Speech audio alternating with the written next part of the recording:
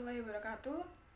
Perkenalkan, nama saya Putri Vina Puspita, NPM 197540019, Prodi Agribisnis Pangan, jurusan Ekonomi dan Bisnis, Politeknik Negeri Lampung. Kali ini saya akan membahas saluran pemasaran pepaya. Pepaya merupakan tanaman herba menahun yang tingginya bisa mencapai 8 meter, batang tak berkayu, bulat, berongga, bergetah, dan terdapat bekas pangkal daun. Daunnya merupakan daun tunggal dan berukuran besar. Tangkai daun berukuran panjang dan berongga. Bunganya terdiri dari 3 jenis, yaitu bunga jantan, bunga betina, dan bunga sempurna. Bentuk buahnya beragam, dari yang bentuknya bulat sampai yang lonjong, dan dapat hidup dari ketinggian 1 meter sampai 1000 meter dari permukaan laut dan suhu udara 22 derajat Celcius sampai 26 derajat Celcius. Lalu konsep pemasaran. Pemasaran adalah suatu proses sosial dan manajerial yang membuat individu dan kelompok memperoleh apa yang mereka butuhkan serta ingin lewat penciptaan dan pertukaran timbal balik produk dan nilai dengan orang lain. Pemasaran umumnya dilihat sebagai tugas menciptakan, mempromosikan, serta menyerahkan barang dan jasa ke konsumen dan perusahaan lain. Pemasaran yang efektif dapat dilakukan melalui banyak bentuk. Pemasaran diawali dengan pemahaman tentang kebutuhan, keinginan, dan permintaan konsumen akan produk, di mana konsumen terhadap nilai produk tersebut bermanfaat serta sesuai dengan biaya atau pengorbanan yang dilakukan atau dikeluarkan. Analisis saluran dan efisiensi pemasaran. Saluran pemasaran adalah beberapa organisasi yang saling bergantung dan terlibat dalam proses mengupayakan agar produk atau jasa tersedia untuk dikonsumsi. Keputusan-keputusan saluran pemasaran termasuk di antara keputusan saling penting yang dihadapi konsumen. Saluran yang dipilih sangat mempengaruhi keputusan pemasaran lainnya. Saluran pemasaran melaksanakan tugas pemindahan barang dari produsen ke konsumen. Analisis pendapatan. Usaha tani bertujuan untuk mengetahui besar keuntungan yang diperoleh dari usaha yang dilakukan. Untuk menghitung pendapatan usaha tani, bisa menggunakan rumus pendapatan P sama dengan TR min TC. Analisis pendapatan usaha tani yang dibahas dalam penelitian ini adalah analisis pendapatan usaha tani pepaya yang dilakukan pada beberapa tani yang dikelompokkan berdasarkan skala usaha, yaitu luas lahan yang digunakan masing-masing petani.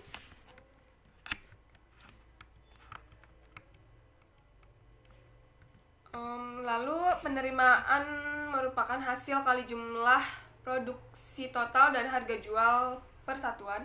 Produksi rata-rata pepaya yang dihasilkan oleh petani responden adalah sebanyak 8.306 kg dengan luas lahan 1 hektar.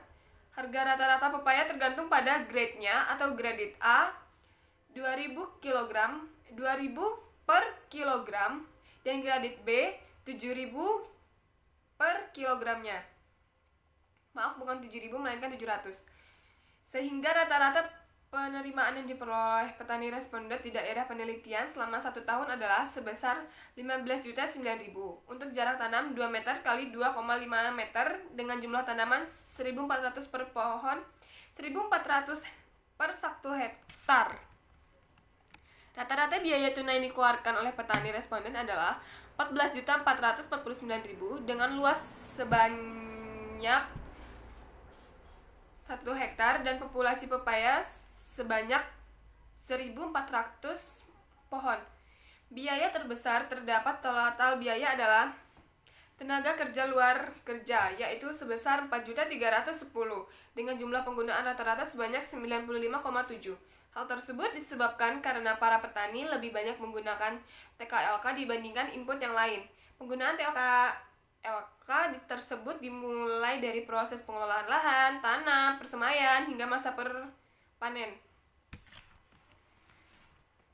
Terus ada juga fungsi-fungsi pemasaran. Fungsi-fungsi pemasaran adalah mengusahakan agar pembeli atau konsumen memperoleh barang yang diinginkan pada tempat, waktu, dan harga yang tepat.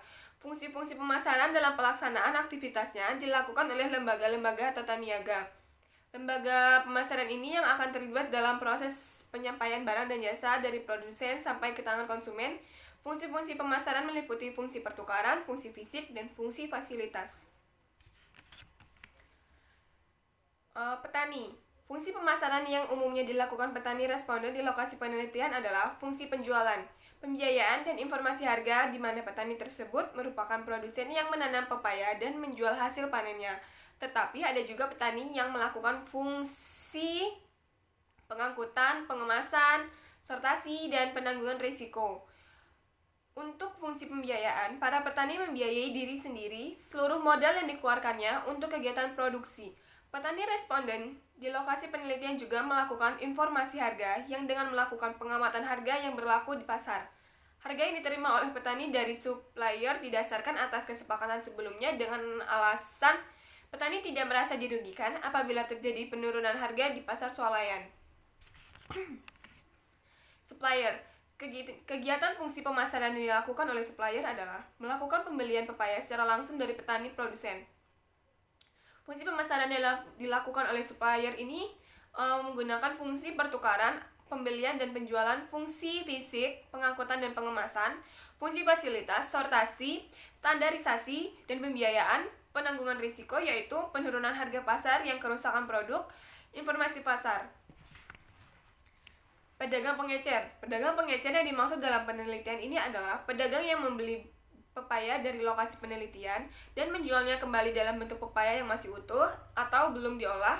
Sebelum melakukan pembelian, pepaya yang dibawa oleh petani atau supplier tersebut terlebih dahulu dibawa ke gudang untuk disortasi dan diperiksa kualitasnya atau standarisasi. Kemudian, pepaya tersebut dimasukkan ke dalam toko atau pasar untuk dijual kepada konsumen. Pepaya yang dibeli oleh konsumen biasanya dikemas dengan menggunakan tali rapia. Penetapan harga yang dilakukan oleh pedagang pengecer adalah berdasarkan informasi harga di pasar. Jadi, kesimpulannya, untuk luas lahan 1 hektar, pendapatan petani adalah 15.400.000. Terdapat 2 bentuk pola saluran.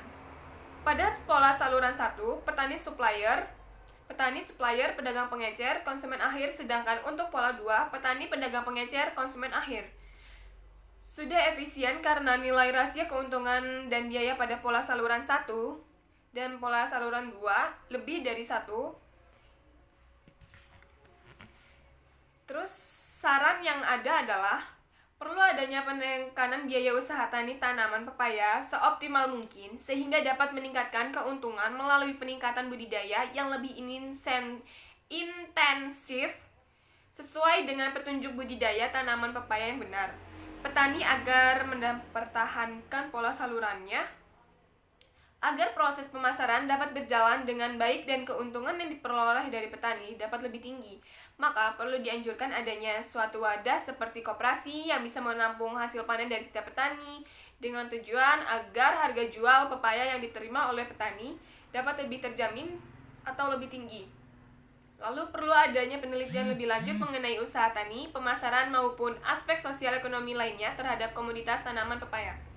Sekian dari saya, bila ada kesalahan saya mohon maaf, saya akhiri, wabillahi taufiq wal hidayah, wassalamualaikum warahmatullahi wabarakatuh. Terima kasih.